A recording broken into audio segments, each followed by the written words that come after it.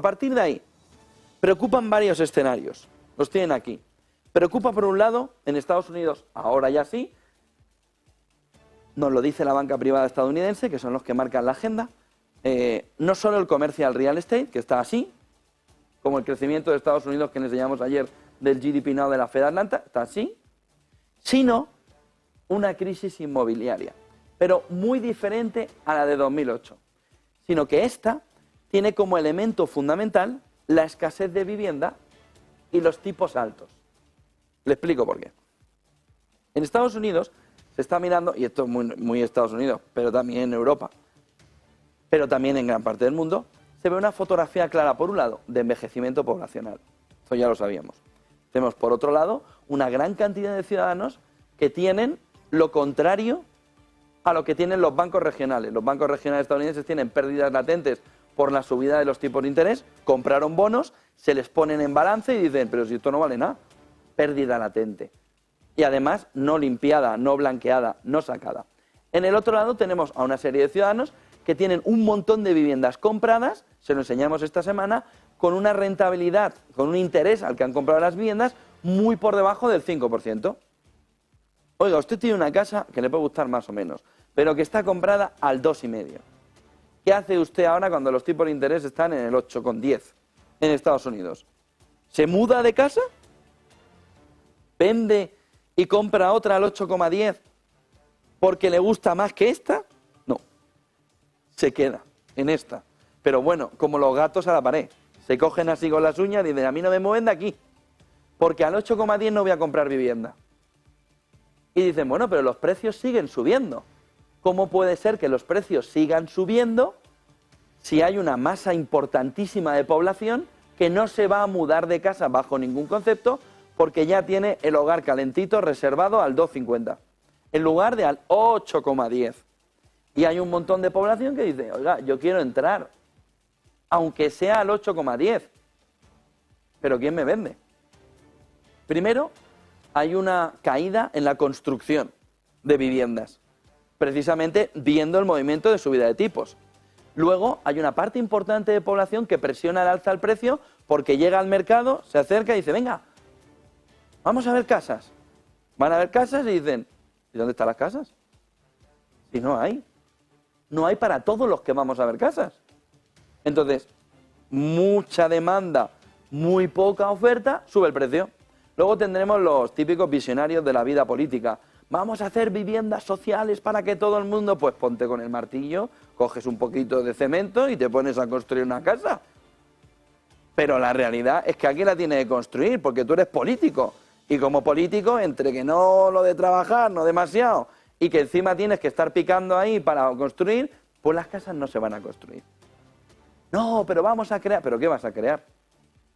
Vamos a liberar suelo público. Libera todo lo que quieras, pero alguien tiene que construir la casa. De tal manera que tenemos un entorno en el que hay una escasez manifiesta de viviendas.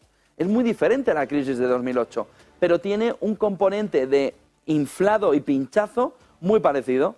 Tienes muy poquita gente, muy poquitas casas para mucha gente intentando comprar una vivienda cuando el resto está aquí en el mercado mirando al que quiere comprar y diciéndole así, calentito, ¿qué? ¿Compras? Porque yo ya estoy aquí. De tal manera que en ese entorno se va viendo una fotografía clara en la que empieza a modularse, empieza a moldearse cómo estamos llegando a un punto en el que se ha roto la oferta y la demanda.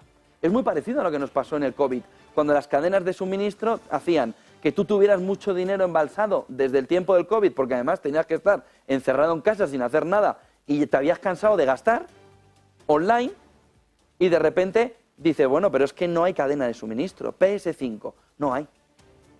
Es que quiero comprarme la nueva consola, pues no puedes. ¿Por qué? Porque no hay. Algo que era impensable llegó. Pues ahora pasa lo mismo con las viviendas. Es que quiero una casa, pues no hay, chaval. Pero te la construyes tú, que tampoco puedes.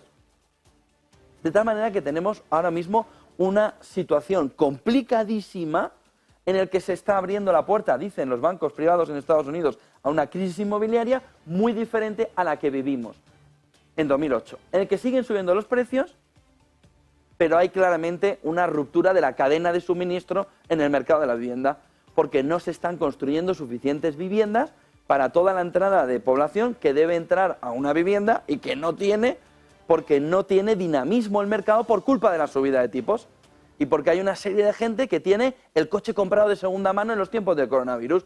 Oiga, es que quiere una furgoneta, pues como no se la construya usted, no sé qué vamos a hacer. Pero el que ya tenía una furgoneta decía, la Virgen, siempre me habían enseñado que el precio del coche pierde en cuanto lo compro y mi coche vale lo mismo o más. Pues lo mismo. Llega ese de segunda mano, que en este caso tiene una vivienda, que tiene un activo que contrapone perfectamente el que pierde la banca regional con esos bonos frente al que gana una hipoteca al 2,50. Oiga, es que le quiero comprar la casa, pues me vas a tener que pagar una millonada, porque si no la casa se queda aquí conmigo dentro. Y estamos viviendo el entorno de escasez que vivimos en tiempos de coronavirus relacionado al mercado de la vivienda. ¿Por dónde puede explotar? Es lo que está analizando la banca privada. Pero ahora mismo no tienen ni idea sobre cómo puede reventar el mercado, entendiendo que nos estamos acercando a una crisis inmobiliaria que es diferente a la subprime que vivimos en el 2008. Ahora hay una escasez de vivienda que está rompiendo ese equilibrio entre oferta y demanda. BlackRock informe, los inversores se van a enfrentar a unos costes de endeudamiento a largo plazo del 5,5%. Por culpa de dos cuestiones fundamentales, envejecimiento poblacional, sin tasa de reemplazo e inestabilidad geopolítica. De tal manera que la conjunción de los dos factores nos lleva a un entorno en el que la inestabilidad y el envejecimiento poblacional tensan el endeudamiento a largo plazo para ponerlo en el 5,5%. Jamie Dimon, JP Morgan, cree que la Fed aún no ha terminado de subir los tipos. Pero no lo ha dicho ningún miembro de la Fed. Por cierto, hoy hablan un montón. Hoy son palomitas y esperar. Shar, el otro, la otra, pum, pum, pum, a darnos la fotografía de la subida de tipos. Butchik, Banco Central Europeo, no va a haber una subida de tipos. Isabel Schnabel, hawkish.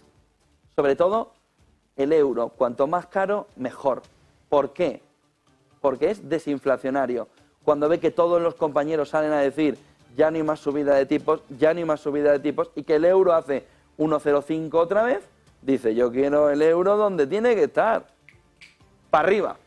Y ayer aparece Isabel Schnabel y dice la lucha del Banco Central Europeo contra la inflación podría requerir otra, no ha terminado de subir, dice Dimon, otra subida de los tipos de interés. ¿Qué hace el euro? Ganar cuerpo, subir.